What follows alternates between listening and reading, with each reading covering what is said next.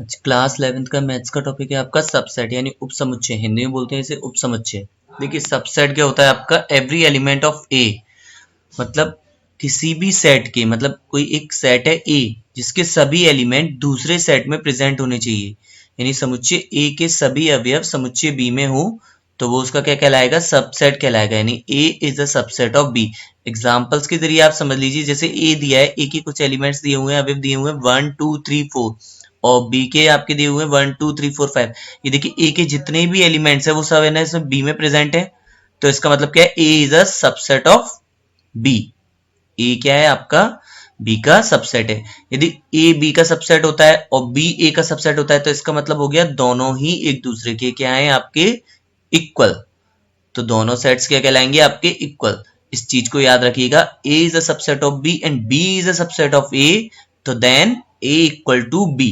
ठीक है, तो फिर उसको हम इस तरीके से लिख सकते हैं, A is a subset of B and equal.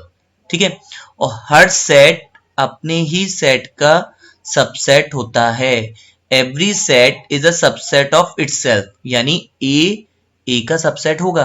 देखिए अगर मैं ए को ए से ही कंपेयर करूंगा तो ए के एलिमेंट्स दूसरे ए में भी आ रहे हैं ना, तो every set is a subset of itself, यानी हर सेट अपने ही सेट का उप समुच्चय होता है। A is the subset of A.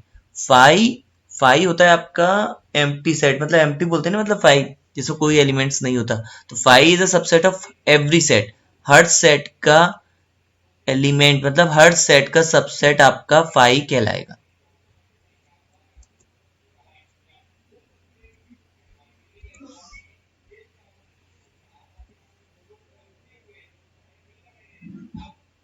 Topic है आपका प्रॉपर सबसेट यानी उचित उपसमुच्चय। प्रॉपर सबसेट क्या होता है वो समझ लीजिए। देखिए एक एग्जांपल के जरिए आपको ज्यादा क्लियर कर देता हूँ। देखिए एक सेट है ए के एलिमेंट्स दिए 1 2 3, और बी उसके सेट दिए एलिमेंट्स दिए हुए हैं 1 2 3 4 5, यानी ये 5 अवयव दिए हुए हैं। ठीक है, तो A is the subset of B, अभी लास्ट में आपने पढ़ा था ना, A is the subset of B, यानी ए के सभी एलिमेंट्स बी में प्रेजेंट होने चाहिए, तो मतलब दूसरे में होने चाहिए, तो वो उसका क्या कहलाता है, सबसेट। लेकिन A is a proper subset of B, A is a proper subset of B इसलिए कहलाएगा क्योंकि ए के जो बी के जो कुछ एलिमेंट्स हैं वो ए में प्रेजेंट नहीं होने चाहिए, तभी वो प्रॉपर सबसेट कहलाएगा।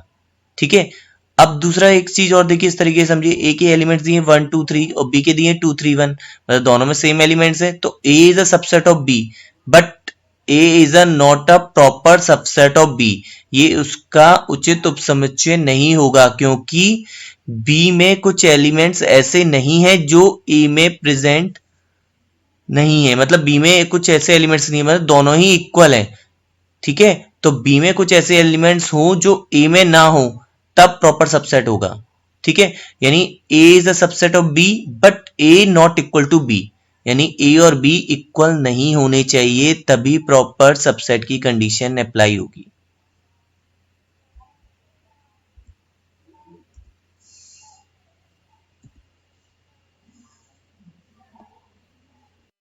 नेक्स्ट है इसमें समझने वाला आपका सुपर सेट यानी अधिसमुच्चय। हिंदी में बोलते हैं अधिसमुच्चय, सुपर सेट।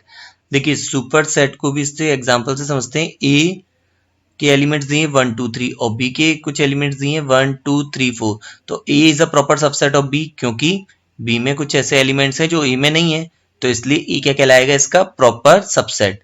तो हम कह सकते हैं B is a superset of A. ठीक है, तो उसको हम इस तरीके से लिखेंगे, B is a proper super subset of A. ठीक है, क्योंकि बी में, क्योंकि सुपर हो गया, इसमें एक एलिमेंट ज्यादा है, इसलिए ये इसका क्या कहलाएगा, ए का सुपर सेट।